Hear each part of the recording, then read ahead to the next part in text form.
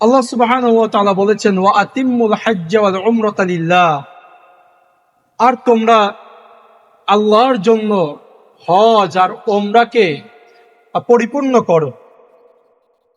অর্থাৎ আপনার আমার হজ হবে আল্লাহর জন্য, উমরা হবে আল্লাহর জন্য। হজ শব্দের আবিধানিক অর্থ হচ্ছে আল কসদ, তথা ইচ্ছা করা, সংকল্প করা। হজ শব্দের পারিভাষিক সংজ্ঞা হচ্ছে নির্দিষ্ট স্থানে নির্দিষ্ট সময়ে নবী সাল্লাল্লাহু আলাইহি ওয়াসাল্লামের সুন্নাহ অনুযায়ী নির্দিষ্ট কিছু ইবাদত আল্লাহর উদ্দেশ্যে সম্পাদন করাকে হজ বলে। এই হজের আহকামটা কি, হুকুমটা কি? হজ জীবনে একবার সামর্থ্যবানের জন্য করা হচ্ছে ফরজ। হজ সামর্থ্যবানের জন্য জীবনে একবার করা ফরজ। কেননা নবী সাল্লাল্লাহু আলাইহি ওয়াসাল্লাম বলেছেন, বুনিয়াল ইসলামু আলা খামস, ইসলামের ভিত্তি হচ্ছে পাঁচটি। শাহাদাতি আল্লাহ ইলাহা ইল্লাল্লাহ আন্না মুহাম্মাদুর রাসূলুল্লাহ, এই সাক্ষ্য দেওয়া যে আল্লাহ ছাড়া সত্য কোনো ইলাহ নাই আর মুহাম্মদ আল্লাহ রাসূল সাল্লাল্লাহু আলাইহি ওয়াসাল্লাম। ওয়া ইকামিস সালাহ, সালাত আদায় করা। ওয়া ইতাইজ যাকাত, যাকাত দেওয়া। ওয়া সাওমি রমাদান, রমাদানের সিয়াম পালন করা। এরপরে ওয়া হাজ্জিল বাইতি মান ইসতাতাআ ইলাইহি সাবিলা, যার সামর্থ্য আছে তার জন্য অন্তত একবার হইলেও হজ করা। এটা হচ্ছে ইসলামের ভিত্তি, ইসলামের রোকন, এবং এটা ফরজ। হজের গুরুত্ব অপরিসীম। এক হাদিসের মধ্যে এসছে যে নবী সাল্লাল্লাহু আলাইহি ওয়াসাল্লাম বলেন, আল উমরাতু ইলাল উমরাতি, এক উমরা থেকে আরেক উমরা যদি কেউ আদায় করে তাহলে কাফারাতুন লিমা বাইনাহুমা, দুই উমরার মাঝখানে তার যা গুনাহ থাকবে আল্লাহ মাফ করে দিবে। সুবহানাল্লাহ।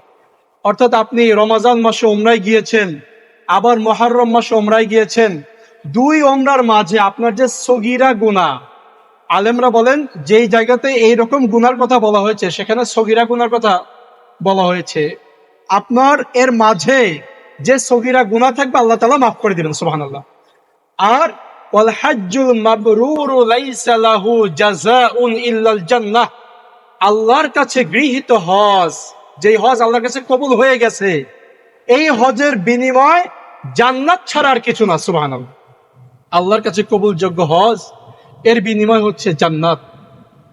অন্য এক হাদিসের মধ্যে নবী সাল্লাল্লাহু আলাইহি ওয়াসাল্লাম বলেন যে মান হাজ্জা লিল্লাহ, যে আল্লাহর জন্য হজ করলো, ফালাম ইয়ারফুস, এবং হজের মধ্যে কোনো অশ্লীল কথাবার্তা কার্যকলাপ ঘটালো না, ওয়ালাম ইয়াফসুক, হজের মধ্যে কোনো গুনাহের কাজ করলো না, রাজাআ কায়াউমি ওয়ালাদাতহু উম্মুহু, সে এমন ভাবে ফিরে আসলো যেন সে সেই দিন মায়ের পেট থেকে কেবল জন্ম নিয়েছে। সুবহানাল্লাহ। মানে নিষ্পাপ হয়ে যাবেন। সুবহানাল্লাহ বিহামদি। এই হচ্ছে হজের ফজিলত। আরো অনেক ফজিলত রয়েছে।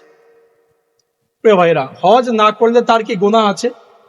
এক হাদিসের মধ্যে নবী সাল্লাল্লাহু আলাইহি ওয়াসাল্লাম বলেন যে তোমরা দ্রুত হজ করো, যত দ্রুত সম্ভব তোমরা হজ করো, কেননা ফাইন্না আহাদাকুম লা ইয়াদরি মা ইয়ারিদু লাহ, মুসনাদ আহমদের হাদিস। নবী সাল্লাল্লাহু আলাইহি ওয়াসাল্লাম বলেন যে তোমাদের কেউ জানে না সামনে তার কি ঘটবে। অর্থাৎ যদি আপনার সামর্থ্য থাকে, আপনি যদি হজ না করেন, আপনি যে কবে মারা যাবেন বা সামর্থ্য ফুরিয়ে যাবে আপনি তা জানেন না। এই জন্য নবী সাল্লাল্লাহু আলাইহি ওয়াসাল্লাম বলছেন যে তোমরা দ্রুত হজ করো, দ্রুত হজ সম্পাদন করো। অন্য হাদিসের মধ্যে নবী সাল্লাল্লাহু আলাইহি ওয়াসাল্লাম বলেন, যেই ব্যক্তির সামর্থ্য থাকা সত্ত্বেও হজ করলো না, সেই ব্যক্তি যেন ইয়াহুদি অথবা খ্রিস্টান হয়ে মারা গেল। কত কঠিন কথা! যার সামর্থ্য আছে কিন্তু হজ করে নাই, সেই ইয়াহুদি হয়ে মারা গেল বা খ্রিস্টান হয়ে মারা গেল। এবার আমরা জানবো যে হজ এটা কোন ব্যক্তির উপরে ফরজ। এটা একটা গুরুত্বপূর্ণ বিষয়। হজ কার উপরে ফরজ এটা আমরা জানবো ইনশাল্লাহ। আপনি এটা জানলে দেখবেন যে আমাদের অনেকেরই হজ ফরজ হয়ে বসে আছে, অথচ আমরা হজ সম্পাদন করছি না। হজ ওই ব্যক্তির উপরে ফরজ যেই ব্যক্তি কিনা হজে থাকাকালীন অবস্থায় তার পরিবারের যে চাহিদা সেটা মেটানোর সক্ষমতা রাখে। অর্থাৎ আমি একটু ভেঙে বলি, আপনি যদি 40 দিন বা তারও কিছু বেশি হজে থাকেন, এই কয়েকটা দিন আপনার যে পরিবার রেখে যাবেন, এই পরিবারের খাদ্য ভরণ পোষণের ব্যবস্থা করার সামর্থ্য যদি আপনার থাকে, এরপরে বাড়তি আপনার যা সম্পদ আছে, জমি আছে, স্বর্ণ আছে আপনার জন্য, সেটা বিক্রি করে হলেও হজ করা আপনার উপরে ফরজ। কথা বুঝে আসছে? তাহলে এবার দেখেন, আমাদের প্রায় অনেকের হজ ফরজ হয়ে গেছে। যদি আপনি যতদিন হজে থাকবেন ততদিন আপনার যেই পরিবার রেখে গেলেন সেই পরিবারের খাদ্য, বস্ত্র, তাদের যেই ব্যবস্থাপনা, ওই কয়েকটা দিনের, 40 দিনের বা 50 দিনের বা 45 দিনের এই ব্যবস্থাপনার বাইরে আপনার যদি কোনো জমি থাকে, সম্পদ থাকে, সেটা বিক্রি করে হজ করা ফরজ। কথা বুঝতে পেরেছেন? তাহলে এবার আমাদের অনেক উপরে কিন্তু হজ ফরজ হয়ে বসে আছে। নবী সাল্লাল্লাহু আলাইহি ওয়াসাল্লাম বলেছেন, যে ব্যক্তি সামর্থ্য থাকার পরে হজ করে না, সে ইহুদি হয়ে মারা গেল বা খ্রিস্টান হয়ে মারা গেল। এবার আসেন, আমাদের সামাজিক একটা সংজ্ঞা আছে। আমাদের সামাজিকভাবে হজ কখন ফরজ? সামাজিকভাবে হজ ফরজ আমরা মনে করি মেয়ের বিয়ে হয় নাই, মেয়ের বিয়ে দেওয়া লাগবে তারপরে হজ ফরজ। অথবা 2 নাম্বারি 3 নাম্বারি ব্যবসা আছে, ব্যবসা ট্যাবসা চাপায়া আগে বড় লোক হওয়া লাগবে তারপরে হজ ফরজ। অথবা এখন আমি যুবক মানুষ, এখনো যৌবন আছে, কেবলমাত্র অল্প কিছু বয়স, তো এই বয়সে টাকা পয়সা থাকলেও এখনো তো আমার সামনে জীবন পড়েই আছে, জীবনে কত গুনাহ হবে, কত কি হবে, জীবনের শেষ বয়সে গিয়ে একবার হজ করে দিব, তখন ফরজ। এগুলো আমাদের বানানো ফরজ। প্রিয় ভাইরা, আল্লাহর দেওয়া সম্পদ, আল্লাহ আপনাকে সামর্থ্য দিয়েছে, আল্লাহর ঘরে যাবেন, সেই সম্পদ ব্যয় করে এই ক্ষেত্রে যদি আপনি গড়িমসি করেন, তাহলে আপনার জন্য রয়েছে ভয়াবহ বিপদ। এজন্য হজ ওই ব্যক্তির উপরে ফরজ যার পরিবারের তার অনুপস্থিতিতে যোগান দেওয়ার মতো সামর্থ্য রাখার পরে যে কিনা তার বাড়তি সম্পদ রাখে, ওই বাড়তি সম্পদ বিক্রি করে হজে যাওয়া ফরজ। বুঝে আসছে? আমরা কি করি ভাই, আমাদের বাড়তি সম্পদ আছে, আমরা সম্পদ বিক্রি করে একটা বিশাল বাড়ি বানাই, অথচ আমার উপরে হজ ফরজ হয়ে বসে আছে। আমার উপরে হজ ফরজ, কিন্তু আমি বড় একটা অট্টালিকা বানাইলাম, হজ করতে গেলাম না। আমি বিশাল আকারের ব্যাংক ব্যালেন্স করলাম, হজ করতে গেলাম না। আমি ভরি ভরি স্বর্ণ কিনলাম, হজ করতে গেলাম না। আমি শেয়ারে লক্ষ লক্ষ টাকা দিলাম, হজ করতে গেলাম না। এতে কি হবে? আপনি ইহুদি হয়ে মারা গেলেন না খ্রিস্টান হয়ে মারা গেলেন, নবী সাল্লাল্লাহু আলাইহি ওয়াসাল্লাম বলেছেন সেটা আমার দেখার বিষয় নয়। এজন্য আপনার উপরে সামর্থ্য হলেই হজ করা ফরজ। এবার আসেন, হজ যদি আপনাকে দিয়ে অন্য কেউ করিয়ে নেয়, অর্থাৎ আপনার হজ করার টাকা যদি অন্য কেউ দেয়, তাহলে কি আপনার ফরজ আদায় হবে? উত্তর হচ্ছে, যদি আপনার হজ করার টাকা অন্য কেউ দেয়, তাহলে আপনার হজ আদায় হয়ে যাবে। কথা বুঝে আসছে? যদি আমাকে আমার বাবা পাঠায়, আমার উপর থেকে ফরজ হজ আদায় হয়ে যাবে, ওটা আপনার আদায় হয়ে যাবে, কেটে যাবে। এরপরে যদি আমি সামর্থ্যবান হওয়ার পরে বাড়তি আবার হজ করতে চাই, সেটা নফল। বুঝতে পেরেছেন? হজের একটা শর্ত, হজে আপনি যাবেন, কিছু শর্ত আছে, তার ভিতরে মূল একটা শর্ত হচ্ছে মানিস্তাতা ইলাইহি সাবিলা, যে কিনা আল্লাহর ঘরে যাওয়ার সামর্থ্য রাখে তার উপরে হজ ফরজ।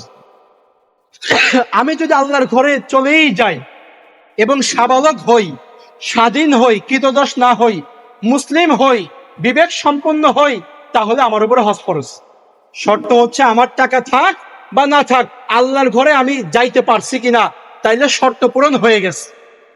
এবার আরেকটা কাজ করলে হজ ফরজ হয়, যেটা শুনলে আপনারা আশ্চর্য হয়ে যাবেন। আমাদের দেশ থেকে অনেকে ওমরায় যায় না, অনেক আছে হজ করে না, ওমরায় যায়। ওমরায় গেলে তার উপরে হজ ফরজ। কথা বুঝে আসছে? কারণ হজের শর্ত কি? মানিস্তাতা ইলাইহি সাবিলা, মক্কার ঘরে পৌঁছানো যার সামর্থ্য আছে।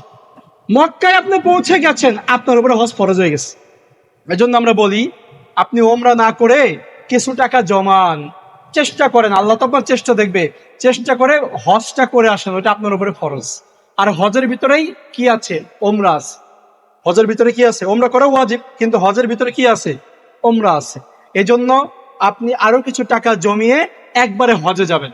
আমাদের দেশে অনেকে ওমরায় যায় মক্কা মদিনা দেখার জন্য বা ঘোরার জন্য, ট্যুর করার জন্য ফ্যামিলি নিয়ে ওমরায় যায়। ওমরায় গেলেই আপনার উপরে অটো হজ ফরজ হয়ে যাবে। এটা হলো নিজের কাঁধে চাপায়া নেওয়া, আপনার উপরে ফরজ হয়ে যাবে। এই জন্য আমরা বলি একবারে আপনি হজ করবেন। এরপর আসেন, হজের আরেকটি শর্ত হচ্ছে মান হাজ্জা লিল্লাহ, যে ব্যক্তি আল্লাহর জন্য হজ করলো। তাহলে হজটা হওয়া লাগবে কার জন্য? আল্লাহর জন্য। হজটা হওয়া লাগবে কার জন্য? আল্লাহর জন্য। হজটা যদি নিজের জন্য করি তাহলে কি আদায় হবে? আমাকে মানুষেরা হাজি সব বলবে, আমার নামের আগে আলহাজ বলবে। আমাদের অনেকে আছে না, হজ করে এসে হাজি অমুক, হাজি তমুক, বা দোকানের নাম দেয়। এরকম দোকান আছে না? আছে তো, হাজি ট্রেডার্স, হাজি ট্রেডার্স, মেসার্স হাজি অমুক তমুক। তার মানে হাজি লাগা উনি বুঝাচ্ছে যে আমি হজ করে আসছি, আমি সৎ আছি, আমার কাছ থেকে মাল নাও। এই ধরনের নাম লাগানো জায়েজ নাই। হজ করে এসে আলহাজ, হাজি ট্যাগ লাগানো জায়েজ নাই।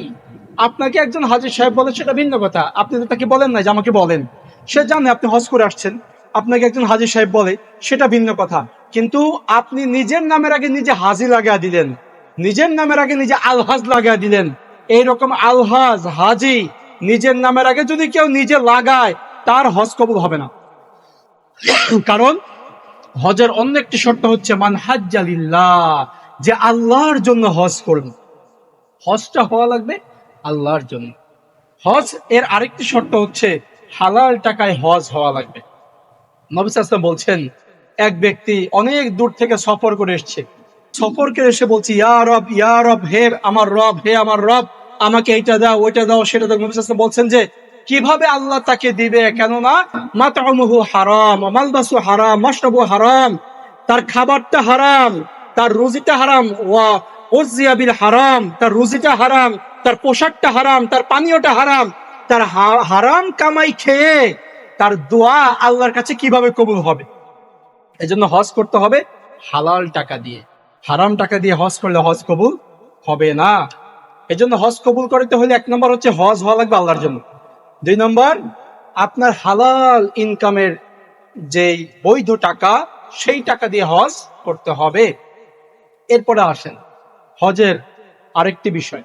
হজের অনেক নিয়ম কানুন আছে, তবে হজ এমন একটি ইবাদত, আপনারা জানেন সালাত, সিয়াম, যাকাত এগুলোর মধ্যে সবচেয়ে শক্ত ইবাদত, কঠিন ইবাদত হচ্ছে হজ। কিন্তু আফসোসের বিষয়, আমাদের এই বাঙালি জাতির বেশিরভাগ, প্রায় সিংহভাগ ধরা চলে যে এই শক্ত ইবাদতটা যখন নিজের শক্তি শেষ হয়ে যায় তখন আদায় করে। তো বুঝতে পারছেন হজটা কি ইবাদত? একটা শক্তি ইবাদত না, কঠিন ইবাদত। এটা হচ্ছে যুবকদের ইবাদত, যৌবনের ইবাদত। কিন্তু বড়ই পরিতাপের বিষয়, শক্তি যখন শেষ হয় তখন আমাদের বাংলাদেশিরা হজে যায়, এবং ওইখানে গিয়ে দেখবে যে মিশরীরা, আফগানিরা, অনেক শক্তিশালী যুবকেরা আসছে হজ করতে, ওদের সঙ্গে তো বুড়ারা আর দৌড়ায়া পারবে না, তারা তখন ওই গুতা খেয়ে পায়ের নিচে পড়ে যায়। বুঝতে পারছেন?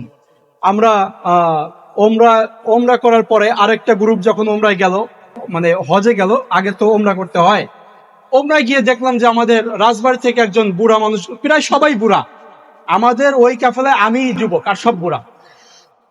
তো উনি গেছে, যাওয়ার পরে উনি 10 কদম হাঁটে 10 মিনিট তার বসে থাকতে হয়, রেস্ট নিতে হয়। বুঝতে পারছেন? 10 কদম হাঁটে বসে থাকে কত? 10 মিনিট। তো মুয়াল্লিম যে গেছে, আমাদের দেশের সবাই না, তবে প্রায় মুয়াল্লিম গুলা একেবারে বদের হাড্ডি হয়। বুঝতে পারছেন? এরা হলো কিভাবে টাকা কামাই করবে, বলবে যে তোমার জবাই হয়ে গেছে, কুরবানি হয়ে গেছে, কুরবানির টাকা নিজের পকেটে ঢুকাই নিস। জানে 100 হাজির কুরবানি যদি বাঁচাইতে পারি 15 লাখ টাকা পকেটের ভিতরে। সবাই না, আল্লাহ মাফ করে, তবে এরকম কিছু আছে, অসাধু কিছু আছে, আমরা এরকম ধরা পড়ছে, আছে এরকম। তো যাই হোক, তো উনি গেছে, মুরব্বী বিচারা গেছে। আমার এটা বলার উদ্দেশ্য হচ্ছে এই যে আপনারা বুঝতে পারবেন যে হজ যে কত কঠিন ইবাদত। আমি একটু ঘটনা বলি। উনি গেছে, যাওয়ার পরে এখন মুয়াল্লিম ঘরের ভিতর শুয়ে আছে, আমাকে বলতেছে আপনি একটু ওমরা করায় নিয়ে আসেন। তার উপর ওয়াজিব ওমরা করতেই হবে, ওমরা করে হালাল হওয়া লাগবে। এখন এই বুড়া মানুষ যে গেছে, দেখলাম যে সে হাঁটতে পারে না, একেবারে খুনখুনে বুড়া, ফর্সা মানুষ, একটু হেঁটে লাল হয়ে গেছে, হেঁটেই বসে পড়ে। তার অজু ছুটে যায় অবস্থা, অজু আছে না নাই এটা সে বলতে পারবে না। তো যাই হোক, অজু করাইলাম। অজু করায় বললাম যে আপনাকে তো হাঁটতে হবে, কাবা ঘরের চারপাশে 7 বার তাওয়াফ করতে হবে। বলে যে ভাইরে, তাওয়াফ করার সামর্থ্য আমার নাই। তো কি করবেন? এরপর আমি আপনার 3 তলায় গেলাম, হারামের যে চত্বরটা আছে মসজিদে 3 তলায়, ওইখানে গাড়ি পাওয়া যায়, ব্যাটারি চালিত গাড়ি, 2 সিটের গাড়ি নিলাম পুলিশের নিকট থেকে বলে। তো গাড়ির যেই আপনার ভাড়া আসে সেটা দিয়ে গাড়ি নিলাম। গাড়ি নিয়ে গাড়ি কিভাবে চালাইতে হয় আমাকে ওরা বুঝাই দিল। তো এই মুরব্বী আমার পাশে বসে আছে, 3 তলায় একটা জায়গায় আছে যেখানে শুধু এরকম যারা গাড়িতে চড়ে গাড়ি চালায়। তো আমি গাড়ি চালাচ্ছি, রাত তখন সম্ভবত আপনার 2:30 বাজে, 2-2:30 বাজে। এই মুরব্বী পাশে বসে আছে। তো আমি গাড়ি চালাইয়া তাওয়াফ করতেছি, উনি ঘুমাইতেছে। বলেন ঘুমাইলে কি অজু আছে? অজু তো আর নাই, অজু তো চলে গেছে। এরপরে সাই করতেছে, সাই করারও গাড়ি চালানোর জায়গা আছে, আমি সাই করতেছি, উনি ঘুমাইতেছে। আমি একেবারে টোটাল যতক্ষণ পর্যন্ত সাই করলাম, তাওয়াফ করলাম, বললাম যে 2 রাকাত সালাত আদায় করেন, অজু তো আর নাই। তারপরেও 2 রাকাত গাড়িতে বসেই কোন রকম আদায় করতেছে, উনি ঘুমাচ্ছে, উনি ঘুমে বিভোর, সফর করে গেছে। এরপরে যাই হোক, তাকে নিয়ে একেবারে হালাল করায় হোটেলে রাখলাম। এরপরের ঘটনা শুনেন। আরাফা থেকে যখন আসছি মুজদালিফায়, তখন সে আর আমাদের এই মানে আমাদের এই ইয়ের মধ্যে নাই, গ্রুপের মধ্যে নেই, অন্য গ্রুপের মধ্যে চলে গেছে।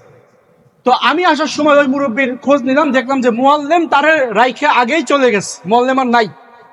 ওই মুরব্বী মুজদালিফায় এক পাশে বসে আছে, তার আসার মতো সামর্থ্য নাই। কারণ আরাফা থেকে বাসে করে মুজদালিফায় নিয়ে আসলেও মুজদালিফা থেকে মিনায় আসার মতো কোনো বাস নাই। 3 কিলোমিটার, 3.5 কিলোমিটার হেঁটে আসতে হবে। মুজদালিফা থেকে জামারায় যাইতে হবে 3.5 কিলোমিটার হেঁটে। জামারা থেকে মক্কায় যাইতে হবে বড় হজর, ওই দিনই একদিনের এই কাজগুলা। জামারায় পাথর নিক্ষেপ করে মক্কায় 5.5 কিলোমিটার হেঁটে যাইতে হবে। মক্কা থেকে আবার আপনার পশু জবাই দিয়ে, কোরবানি দিয়ে, বা কোরবানি পরে দিবে, আগে মাথা মুন্ডন যেটা আগে করতে পারে এটা করবে, হালাল হয়ে আবার মিনায় আসবে। ওই মুরব্বী আসতেছে, দেখি যে তার হাঁটার অবস্থা নাই, সে শুয়ে আছে মুজদালিফায়, সকাল হয়ে গেছে, সে ঘুমাচ্ছে। তাকে নিয়ে আর কেউ আসতেছে না। আমি আরেকজনের হাতে ধরে হুইল চেয়ার নিলাম, চেয়ার নিয়ে নিজে ঠেলে নিয়ে আসলাম, নিজেই তার পাথর মেরে দিলাম, কোন রকমে আবার গাড়িতে করে তাওয়াফ করাইয়া আবার দিয়ে গেলাম। এই হচ্ছে হজের পরিস্থিতি বাংলাদেশে।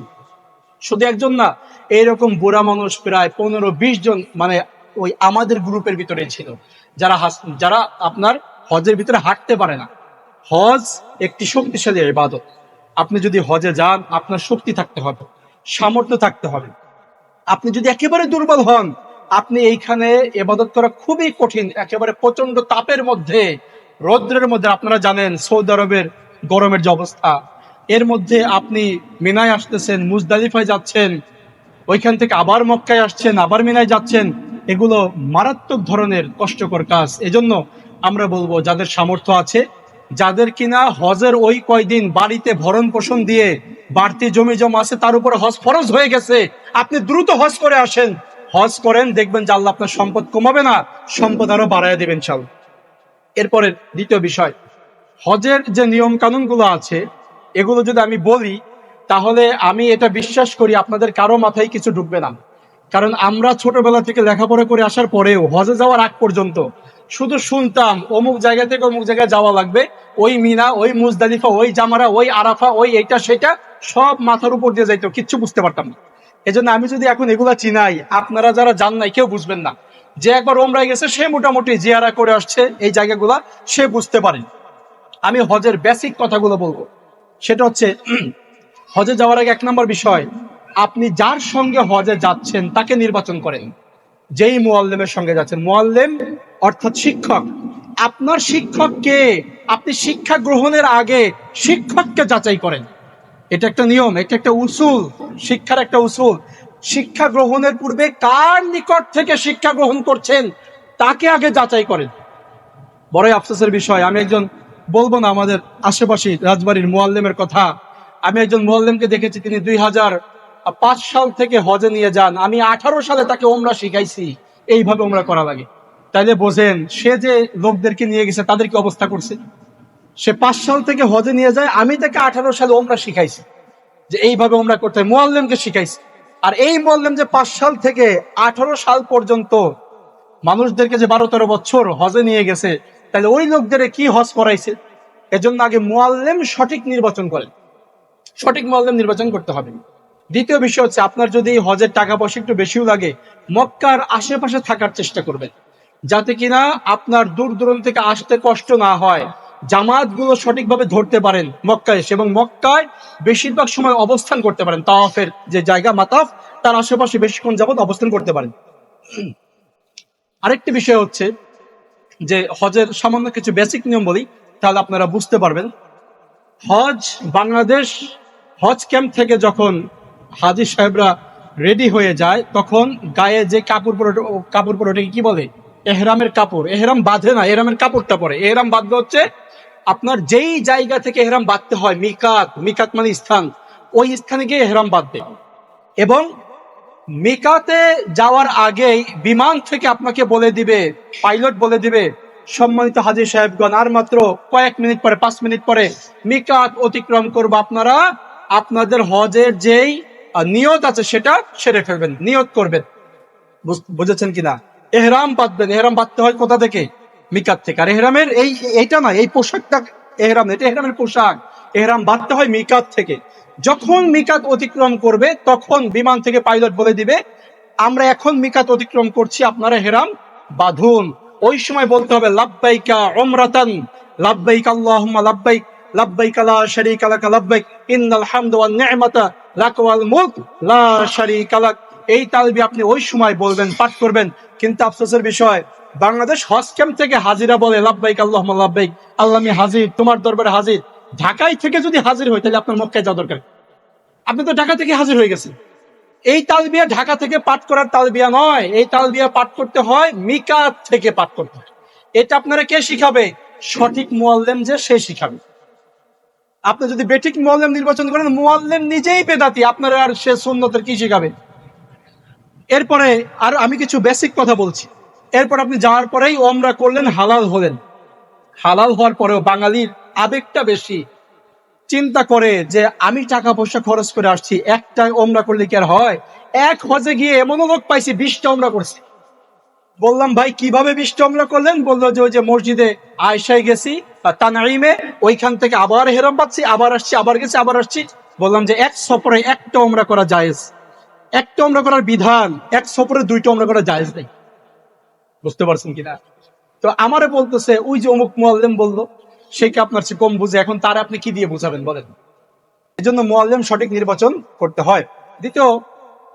তৃতীয় আরেকটি বিষয় হচ্ছে, হজে যাওয়ার পরে আপনাদের যারা ওমরাই গেছে, জিজ্ঞাসা করলে পাবেন, যখন কিনা জিয়ারায় যায়, জিয়ারা বলতে মুআল্লিম হজের বড় হজের আগেই হাজী সাহেবদেরকে নিয়ে গাড়িতে করে, বাসে করে ঘুরায় দেখায়, এই যে মিনা, এই যে আরাফা, এই যে আপনার জামারা, মুজদালিফা, এগুলা মুআল্লিম আগেই ঘুরায় দেখায়। এই সময় কি হয় জানেন? আরাফায় যখন বাঙালি যায়, আরাফায় ওই যে যেখানে আমাদের বলে যে আদম আলাইহিস সালাম, হাওয়া আলাইহিস সালাম মিলিত হয়েছিল, ওটার নাম কি? জাবালে রহমা, রহমতের পাহাড়। যদিও এটা নাম না, ওটা আমরা দিছি জাবালে রহমত। ওই পাহাড়ে উঠে বাঙালি উঠে, ওইখানে বড় সাইনবোর্ড টানানো, মানে করা আছে, টানানো আছে, পিলার আছে, পিলারে মানে আপনার দেখিয়ে দেওয়া আছে অঙ্কন করে, এইখানের পাথর নেওয়া যাবে না, ক্রস চিহ্ন দেওয়া, পাথর দিয়ে ক্রস চিহ্ন দেওয়া, এখানে নামাজ পড়া যাবে না, এখানের ধুলাবালি নেওয়া যাবে না। বাঙালি গিয়ে সমানে ওই কাজই করে, ওইখানেই নামাজ পড়ে, ওই পাথর ডাইনে বামে তাকায়, যদি দেখে যে কেউ দেখে নাই, আস্তে করে পুতলার ভিতরে পাথর রেখে দেয়, বরকতের পাথর মনে করে, বাংলাদেশে নেই, ওই পাথরে চুমা খায়, সেজদা করে। বুঝছেন কিনা? ওটা ওইখানে নিষেধ যে এইখানে পাথর নেওয়া যাবে না। এরপরে আরেকটা যে অঘটন ঘটায়, আপনার নবী সাল্লাল্লাহু আলাইহি ওয়াসাল্লামের কবরের ওইখানে গিয়ে যে কোনো প্রকারে হোক, বাঙালি চায় একটু হাত তুলে মোনাজাতটা করে কবরের দিকে, নবী সাল্লাল্লাহু আলাইহি ওয়াসাল্লামের কাছে কিছু চাইলে হয়তো মনের আশাটা পূরণ হবে। আপনারা জানেন ওইখানে গার্ড আছে শুধুমাত্র এই কাজের জন্য, ওইখানে গার্ড আছে। গার্ড এই কাজের জন্য রাখা হয়েছে, নবী সাল্লাল্লাহু আলাইহি ওয়াসাল্লামের কবরে যাতে কেউ সেজদা না দেয়। আমাদের দেশের যারা কথিত সুন্নি মাজার পূজারী, এরা কি করে, এরা ওই জায়গা থেকে প্রায় 200 ফুট দূরে গিয়ে নবী সাল্লাল্লাহু আলাইহি ওয়াসাল্লামের কবর সোজা করে সেজদা দেয়। মনে করে যে খুব জিতে গেছি, একটা সেজদা দিয়ে আসছি, বুঝছেন? মানে হজে গিয়ে ঈমান আরো রেখে আসে, তালবিয়া পাঠ করছে, লাব্বাইক লা শারীকা লাক লাব্বাইক, আল্লাহ আমি তোমার দরবারে হাজির, আমি সাক্ষ্য দিচ্ছি তোমার কোনো শরীক নাই, আমি তোমার দরবারে হাজির। আর ওইখানে গিয়ে এই শিরকি কাজগুলা করে। এরপরে মাকবারাতুল বাকি, বাকি নামক যে কবরস্থান, মাকবারা মানে কবরস্থান, বাকি নামক যে কবরস্থান, আমরা কি বলি জান্নাতুল বাকি, জান্নাতুল বাকি কোন হাদিসের নাম না, মাকবারাতুল বাকি, বাকি নামক কবরস্থান, ওইখানে হাজার হাজার সাহাবীদের কবর রয়েছে। বাঙালি ওইখানকার মাটি নিয়ে আসার চেষ্টা করে, বুঝছেন কিনা, যে সাহাবীদের কবরের মাটি। বাংলাদেশের এই শাহজালাল রহমতুল্লাহ আলাই ওইখানে গিয়ে যদি মাটি নিয়ে আসার চেষ্টা করে, পানি নিয়ে আসার চেষ্টা করে, সেজদা দিতে চায়, ওইটা তো জান্নাতি সাহাবীদের কবরস্থান, ওটা তো আরো বেশি যাবে। এই কাজগুলো ওইখানে বাঙালিরা করে। এরপরে হজের আমি সর্বশেষ একটি কথা বলবো, সেটি হচ্ছে যাদের সামর্থ্য নাই, যারা কিনা সামর্থ্য বলতে যাওয়ার সামর্থ্য নাই কিন্তু অনেক সম্পদের মালিক, টাকা পয়সা আছে, এরকম আমাদের ভিতরে অনেক আছে না, টাকা পয়সার মালিক কিন্তু হজে যাইতে পারে না, অসুস্থ বৃদ্ধ হয়ে গেছে, বুড়া বয়সে টাকার মালিক হয়ে গেছে, সে এখন যাইতে পারতেছে না, তার পক্ষ থেকে আপনি কি করবেন, বদলি হজ করাবেন, তার পক্ষ থেকে বদলি হজ করাবেন, কারণ তার উপরে হজ কি ফরজ। কিন্তু তার পক্ষ থেকে আরেকজনকে দিয়ে যদি বদলি হজ করান, সেই ক্ষেত্রে তার হজ আদায় হয়ে যাবে। এক্ষেত্রে আমরা আরেকটু বেশি আপনার কি বলে চালাকি করি, সেটা কি, যে হজ করে নাই তাকে দিয়ে বদলি হজে পাঠিয়ে দেয়, যে তোমারও হজ হোক ওনারও হজ হয়ে যাক। যে হজ করে নাই তাকে দিয়ে বদলি হজ আদায় হবে না, এটা জায়েজ নাই। যে হজ করে নাই তার বদলি হজ হয় না, কারণ নবী সাল্লাল্লাহু আলাইহি ওয়াসাল্লাম একবার শুনলেন হজে গিয়ে যে একজন বলছে যে লাব্বাইক আন শুবরামা, আমি শুবরামার পক্ষ থেকে হাজির। নবী সাল্লাল্লাহু আলাইহি ওয়াসাল্লাম বলেন যে মান শুবরামা, শুবরামাকে? সে বললেন যে আমার নিকটাত্মীয়, তার নাম হচ্ছে শুবরামা, একটা ব্যক্তির নাম শুবরামা, শুবরামার হাদিসটার নামই শুবরামার হাদিস, খুব বিখ্যাত হাদিস। তো ওই ব্যক্তি বলল, হে আল্লাহর রাসূল সাল্লাল্লাহু আলাইহি ওয়াসাল্লাম, শুবরামা আমার একটা আত্মীয়র নাম, আমি তার পক্ষ থেকে হজে আসছি। নবী সাল্লাল্লাহু আলাইহি ওয়াসাল্লাম বললেন যে তুমি কি নিজের হজ করছো? সে বলে যে আমি তো নিজের হজ করি নাই। বলল এইবার তুমি নিজের হজ করে যাও, এরপরে এসে শুভ্রমার নামে হজ করে যাও। তার মানে বদলি হজ, নিজের হজ যদি না করা থাকে তাকে দিয়ে বদলি হজ করানো জায়েজ নাই, বদলি হজ ওইটা হজ হয় না। বুঝতে পারছেন কিনা? আমি এটা সব জায়গায় বলি জানার জন্য। আমাদের সাথে একজন হজ করছে, তো এক মাওলানা, আমি নাম বলবো না, এক মাওলানা কামিল পাশি, তাকে মক্কায় পেলাম, জিজ্ঞাসা করলাম যে আপনি এত কষ্ট করে টাকা পয়সা জোগাড় করে হজে আসছেন, আপনার তো অনেক কষ্ট হয়েছে। বলে যে না না, আমি আসি নাই, আমাকে অমুক মাওলানা পাঠাইছে তার মায়ের জন্য বদলি হজ করতে। বললাম আপনি কি নিজের হজ করছেন? বললেন আমি তো নিজের হজ করি নাই। তো আপনি যদি নিজের হজ না করেন আর এই জন্য তো বদলি হজ হয় না, আমি তখন তাকে হাদিস শোনাইলাম। তো বললো যে এটা তো জানতাম না, তো কি করা যায়? বললাম এইবার আপনি আপনার হজটা করে যান, নিয়ত করেন, এরপরে আল্লাহর কাছে দোয়া করেন, আল্লাহ আমার যখনই সামর্থ্য হয় আমি অমুকের মায়ের জন্য বদলি হজ করে দিয়ে যাব। এটা সঠিক সমাধান। সে বলল যে এইটা ছাড়া কি আর কোন উপায় আছে? আমি বললাম যে আমার তো আর জানা নাই, আমি এক কাজ করি, আমাদের একজন শাইখ আসছেন হজে, হ্যাঁ, আকরামুজ্জামান বিন আব্দুল সালাম মাদানী, উনি তখন হজে ছিলেন 18 সালে আমাদের সাথেই। তো উনি তো সাফা টাওয়ারে আছে, 5 স্টার হোটেলে, চলেন শাইখের কাছে নিয়ে যাই, নিয়ে গিয়ে দেখি কোনো সমাধান পাই কিনা। শেখরে ফোন দিলাম, বললো যে ঠিক আছে নিয়ে আসো। তো সাফা টাওয়ারে গেলাম, যাওয়ার পরে শেখের কাছে নিয়ে গেলাম। আমি আর ওই ব্যক্তির কথা বলি নাই যে এই কাজ ঘটাইছে, আমি বললাম যে শেখ এরকম একজন আসছে, তো সে তো নিজে হজ করে নাই, আরেকজনের মায়ের জন্য বদলি হজ করতে আসছে। তখন শাইখ বলল যে আমার ওই একই কথা, সে এইবার নিজের হজ করে যাক, এর পরের বারে সে আল্লাহ যদি তাকে সামর্থ্য দেয় অমুকের মায়ের জন্য বদলি হজ করে দিয়ে যান। তো এটাই সমাধান। হজের পরে ওই ব্যক্তির সঙ্গে আমার আবার দেখা হয়েছে, ওই মাওলানার সঙ্গে দেখা হওয়ার পরে বললাম যে কি করছেন? বলে যে ওনার মায়ের নামেই হজ করে দিছি। তা আমি বললাম যে কিছুই তো হয় নাই। বললো না হোক, মক্কা মদিনা তো দেখলাম। এটা হলো বাঙালিদের আবেগ। এজন্য ইমাম বুখারী বলেন আল ইলমু ক্বাবলাল কওলি ওয়াল আমাল, কোনো কাজ করার আগে, কোনো কিছু বলার আগে এলেম লাগবে, জানা লাগবে। আপনি বুঝেন কেমন মৌলানা যে তার মায়ের জন্য আরেক মৌলানাকে হজে পাঠাইছে, সে কেমন মৌলানা। এটাই আমাদের দেশের মানে ইসলাম চর্চা। এজন্য যারা বদলি হজ করাতে চান, যার আকীদা বিশুদ্ধ, যার মানহাজ বিশুদ্ধ, যে শিরিকে লিপ্ত নয়, যে সুন্নাহর উপরে প্রতিষ্ঠিত, যে নিজে হজ করেছে, তাকে দিয়ে বদলি হজ করাইতে পারবেন। তাছাড়া নতুন করে যে হজ করে নাই তাকে দিয়ে বদলি হজ করানো জায়েজ নাই। সর্বশেষ কথা হচ্ছে এটাই, যার সামর্থ্য আছে জমি বিক্রি করে হইলেও হজে যাইতে হবে। যার সামর্থ্য আছে স্বর্ণ বিক্রি করে হইলেও হজে যাইতে হবে। যার সামর্থ্য আছে নিজের ব্যাংক ব্যালেন্স ওইটা কাজে লাগায় হইলেও হজে যাইতে হবে। নতুবা নবী সাল্লাল্লাহু আলাইহি ওয়াসাল্লাম বলেছেন, সে ইহুদি হয়ে মারা গেল অথবা খ্রিস্টান হয়ে মারা গেল। এজন্য প্রিয় ভাইরা, আল্লাহর দেওয়া সম্পদ, আল্লাহর ঘরে আপনি যাবেন।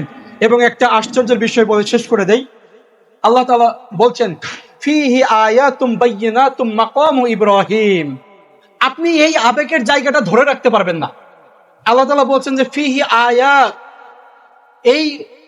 এই ঘরে, এই মক্কা, এই কাবা ঘরে আছে আল্লাহ নিদর্শন, বাইয়িনাত, সুস্পষ্ট নিদর্শন। কি নিদর্শন? মাকামু ইব্রাহিম, ইব্রাহিম আলাইহিস সালামের পায়ের ছাপ। সুবহানাল্লাহ। আপনি হজে যাবেন, নিজের চোখে ইব্রাহিম আলাইহিস সালামের পায়ের ছাপটা দেখে আসবেন। তিনি যেই পাথরের উপরে দাঁড়িয়ে ওই কাবা ঘর মেরামতের কাজ করেছিলেন, ওই পাথর তার জন্য নরম হয়ে গিয়েছিল, ওই পাথরে তার পায়ের ছাপ আছে। সুবহানাল্লাহ। এজন্য যার সামর্থ্য আছে, একবার হলেও হজ আপনার উপরে ফরজ, তবে আপনি চেষ্টা করবেন দ্রুত হজ করার। নবী সাল্লাল্লাহু আলাইহি ওয়াসাল্লামের আদেশ যে যার সামর্থ্য আছে তুমি দ্রুত হজ করো, কারণ তুমি জানো না তোমার সামনে কি ঘটবে। এজন্য দ্রুত হজ করে আসো। তো আমরা বলবো যে আমাদের যাদের সামর্থ্য আছে, আল্লাহ সুবহানাহু ওয়া তাআলা আমাদেরকে হজ করার তৌফিক দান করুন। যারা হজে এবার গিয়েছেন তাদের হজ যেন আল্লাহর কাছে গ্রহণযোগ্য হয়, সেই তৌফিক আল্লাহ তাআলা দান করুন। হজে গিয়ে তারা যেই রকমের আল্লাহর কাছে যা কিছু বলবেন, যা কিছু চাইবেন, তার মধ্যে মুসলিম উম্মার জন্য, মুসলিম জাতির জন্য, নির্যাতিত মুসলিমদের জন্য তারা যে দোয়া করবেন, সেই দোয়া যেন কবুল হয়, আল্লাহ সে তৌফিক দান করুন। ওয়াখির দাওয়ানা আনিল হামদুলিল্লাহি রাব্বিল আলামিন।